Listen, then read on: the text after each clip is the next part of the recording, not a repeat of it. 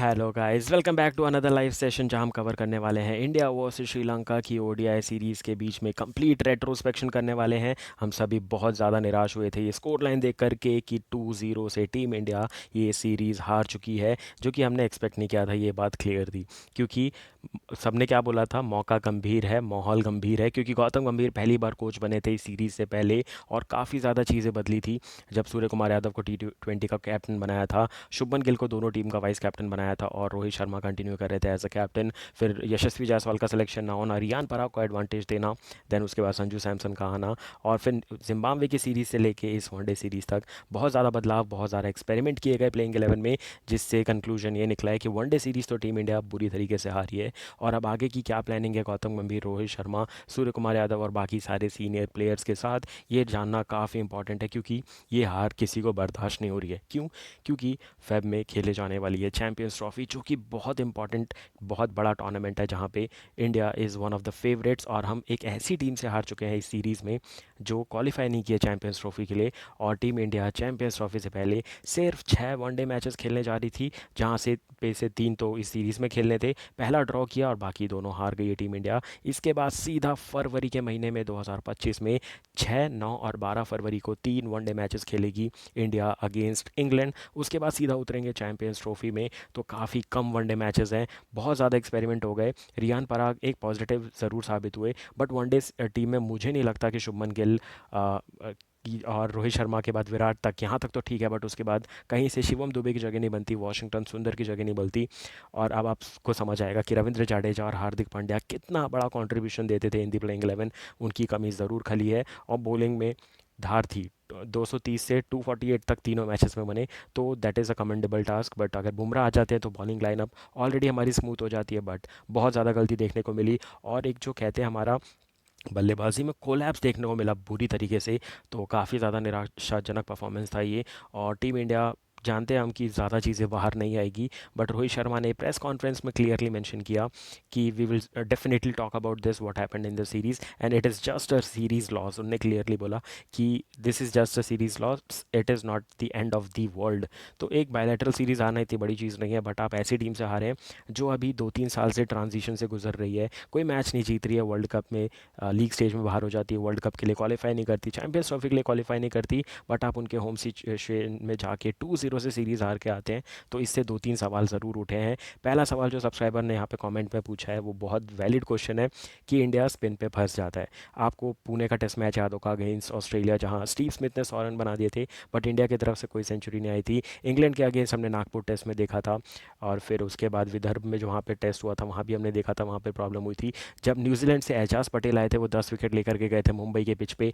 तो हर बार हमने देखा है स्पिनर से हम फंसते हैं, हम स्पिन ट्रैक बना तो देते हैं, बट हमारे प्लेयर खुद सक्षम नहीं है स्पिन को खेलने के लिए। ये वापस से साबित हो गया इस सीरीज़ में। और हमने एक ही चीज़ देखी है कि सिर्फ रोहित शर्मा आउटस्टैंडिंग परफॉर्मेंस कर रहे हैं और टॉप ऑर्डर को वही संभाल रहे हैं, और उसके बाद जो कोलैप्स हो रहा है, दैट इज़ अनबिलीवेबल। मैं जो कह रहा हूँ, क्योंकि शुभमन गिल का वो शॉट नहीं बनता था, ओवर स्टेप करके आप पेसर को खेल रहे हो और बोल्ड हो रहे हैं, सामने से रोहित शर्मा खेल रहा है 100 के ऊपर के स्ट्राइक रेट से इन दी 50 ओवर, तो क्या ज़रूरत है।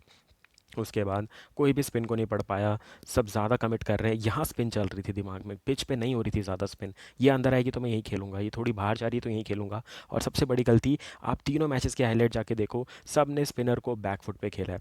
तो अगर आपने बेसिक भी क्रिकेट खेला है तो आप समझेंगे, अगर कोई भी स्पिनर है जहाँ टप्पा पड़ा, टप्पे के आगे आके आप खेलेंगे तो उस टाइम पे कम स्पिन हुई होगी, आप जितना पीछे जाते जाएंगे स्पिन उतनी ज़्यादा होती जाएगी, तो आपको वो काउंटर करना मुश्किल होगा। बट इसी में सबसे बड़ी कमी निकल के आई टीम इंडिया के सारे बल्लेबाजों में, जो कि कमिटी नहीं कर पाए कि ये बॉल कितनी टर्न होगी और हमें कितने पीछे से खेलना है। तो ये एक बहुत सिचुएशनल फैक्टर हो गया है, क्योंकि अब हर टीम को पता चल गया स्पिनर्स लाओ और इंडिया को आउट करो। क्योंकि पहले इंडिया जाना जाता था स्पिन स्पेशलिस्ट डालने में भी और खेलने में भी, क्योंकि उस टाइम तेंदुलकर थे, वीवीएस लक्ष्मण थे, राहुल द्रविड़ थे, सौरव गांगुली थे, और नीचे जाके तो हरभजन सिंह, अजीत अगरकर, प्रवीण कुमार, ये सब अच्छी बल्लेबाजी करते थे। बट अभी आप देखें तो स्पिनर को खेलने वाले प्लेयर अच्छे नहीं हैं। मैं मानता हूँ कि ये टीम अच्छा कर सकती है, क्योंकि हम जानते हैं कि कोच भी ऐसे हैं, गौतम गंभीर, जो खुद बहुत अच्छा स्पिन खेलते थे, उनके कट, स्ट्रोक, लेट कट काफ़ी इंप्रेसिव रहते थे। तो it is not an and of the world, ये बात बहुत क्लियर है। एक सीरीज़ ही हारे हैं, बायलैटरल सीरीज़ ही हारे हैं।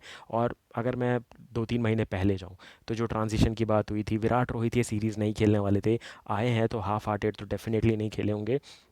बट इससे दुनिया भर में खबर फैली है कि देखो, पहली चीज़ क्या हुई थी, वर्ल्ड कप के ठीक बाद जिम्बाब्वे से जो T20 सीरीज़ हुई थी, पहला T20 हम हार गए थे, तो सब बोल रहे थे कि अभी ये वर्ल्ड T20 चैंपियन बने, और पहले ही मैच हार गए, वहाँ बेइज्जती हुई थी। भले ही उसके बाद 4-1 से हम सीरीज़ जीते। T20 सीरीज़ हमने श्रीलंका से अच्छी खेली, जहाँ हारे हुए मैच जीते, 3-0 से वो सीरीज़ जीती, वहाँ हमने बहुत गजब का काम किया। बट वनडे में जस्ट अपोजिट हो गया, 2-0 पे हमने ख़त्म किया सीरीज़, और ये बहुत ख़राब स्कोर लाइन है मेरे हिसाब से, क्योंकि श्रीलंका वनिंदु हसरंगा नहीं थे, पाथिराना नहीं थे, चरित असलंका कप्तानी कर रहे थे, फिर दुष्मंता चामीरा नहीं थे उनके पास, फिर दिलशान मधुशंका नहीं थे, इतने बड़े बड़े दाशुन शानका भी नहीं थे, जो जितने बड़े बड़े प्लेयर थे वो अवेलेबल नहीं हो रहे थे, कभी T20 में कभी वनडे में, क्योंकि बहुत ज़्यादा इंजरी कंसर्न्स, बहुत ज़्यादा कोई फीवर से गुजर रहा था, किसी को स्टमक एक था, बहुत सारे प्रॉब्लम्स थे, और इनके पास तो कोच भी नहीं था। इंटरिम कोच आए थे सनत जयसूर्या, जिनने बहुत अच्छा काम किया।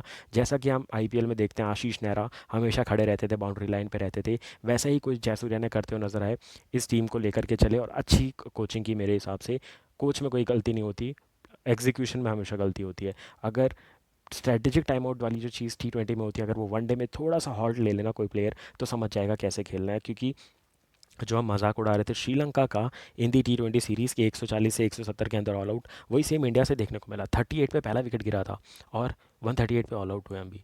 तो स्पिन नहीं खेल पा रहे हो, या फिर एकदम ही वनडे खेलना भूल गए हो, ये समझ नहीं आ रहा है। क्योंकि आप सोचिए, जनवरी 2024 में इंडिया ने लास्ट वनडे मैच खेला था, जो कि था साउथ अफ्रीका में जाके खेला था, जोहानिसबर्ग में। उसके बाद हम जुलाई में खेल रहे हैं वनडे सीरीज़, और इसके बाद सीधा फरवरी में खेलेंगे। तो हर 6-6 महीने बाद वनडे खेलेंगे, तो ये रिजल्ट तो आना ही था। और यहाँ से लेकर दिसंबर तक हम 10 टेस्ट मैचेस खेलने वाले हैं, तो ये भी समझ लीजिए वनडे है ही नहीं, और आप चैंपियंस ट्रॉफी की बात कर रहे हैं। तो यहाँ समझना पड़ेगा, क्योंकि श्रीलंका जैसी टीम ने हरा दिया है, तो इससे होता क्या है, बड़ी बड़ी जो टीम्स है, मतलब इंडिया के लेवल की जो टीम है, वो तो मजाक उड़ाती है। Australia, England, south Africa, New Zealand, ये तो मजाक उड़ाएंगे। प्लस प्लस होता क्या है, उनको कॉन्फिडेंस आ जाता है कि इंडिया हार रही है, तो हमारे एक स्लाइटली एडवांटेज हो जाता है कि हम इनके आगे जीत सकते हैं। बट वही जो श्रीलंका के बराबर की टीम है, पाकिस्तान, बांग्लादेश, अफगानिस्तान, ये ज़्यादा ओवर कॉन्फिडेंस पे चले जाते हैं कि ये श्रीलंका ने हरा दिया, हम भी इंडिया को हरा देंगे।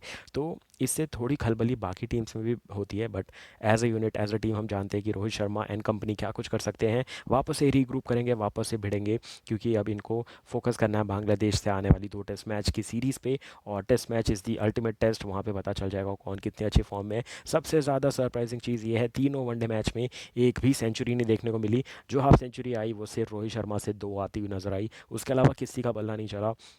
और we really missed Ravindra Jadeja and Hardik Pandya. आपको क्या लगता है, कमेंट सेक्शन में ज़रूर से कमेंट करके बताइएगा। बहुत ज़्यादा गलतियाँ, अगर मैं पिन पॉइंट करने लग जाऊँ तो बहुत गलतियाँ, बट ये करेक्ट टाइम नहीं है गलतियों को पिक करने का, क्योंकि एज अ यूनिट ये टीम नहीं खेलने वाली थी ये सीरीज़। गौतम गंभीर ने रिक्वेस्ट किया था कि आप मेरे कोचिंग के सीज़न को स्टार्ट होने में पहली सीरीज़ है, तो आप आ जाइए। तो खेला ज़रूर, 100% देने का भी ट्राई किया। बट अगर आप लॉन्ग अहेड देखें यहाँ से, तो 2024 की जो जनवरी में वनडे सीरीज़ हुई थी, वहाँ विराट कोहली नहीं थे। उसके बाद 5 टेस्ट मैचेस के लिए वो अवेलेबल नहीं थे, क्योंकि उनको सेकंड बेबी हुआ था।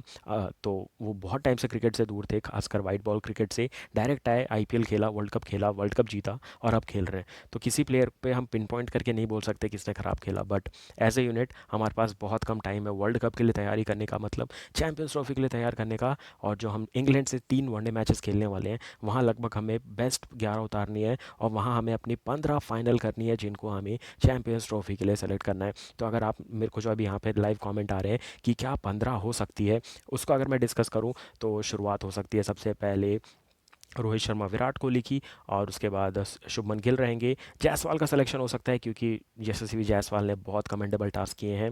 और उसके बाद अगर आप देखेंगे, तो हो सकता है संजू सैमसन या रियान पराग में कोई सेलेक्ट हो जाए एज अ सब्स्टिट्यूट, बट उनके चांसेस भी कम हैं।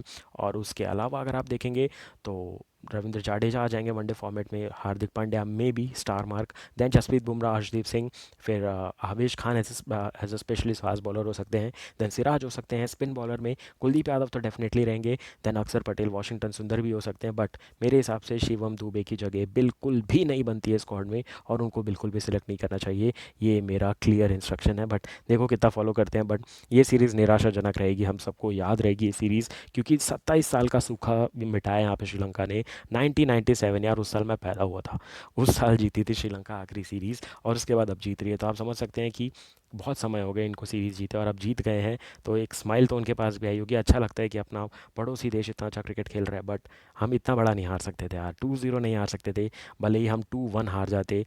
बट 2-0 हारना बहुत ख़राब है, क्योंकि एक मैच जो सुपर ओवर होता तो मज़ा आ जाता, वहाँ रिजल्ट आता, बट कोई नहीं। ऐसी एनालिसिस लाता रहूँगा आप सभी के लिए। आपको जितने भी सवाल है आप कमेंट सेक्शन में पूछ सकते हैं। फिलहाल यहाँ पे थोड़ा power cut and power outage चल रहा है, तो मैं थोड़ा सा अवॉइड कर रहा हूँ वीडियोस बैक टू बैक बनाना। बट ये लाइव सेशन मुझे अभी रोकना पड़ेगा, क्योंकि पावर कट लंबा होने वाला है, क्योंकि मुझे अभी जस्ट नोटिफिकेशन आया। तो मिलूंगा बहुत जल्द आपसे आने वाले मैचेस के एनालिसिस के साथ। तब तक के लिए thank you for watching this live session. Take care and bye bye.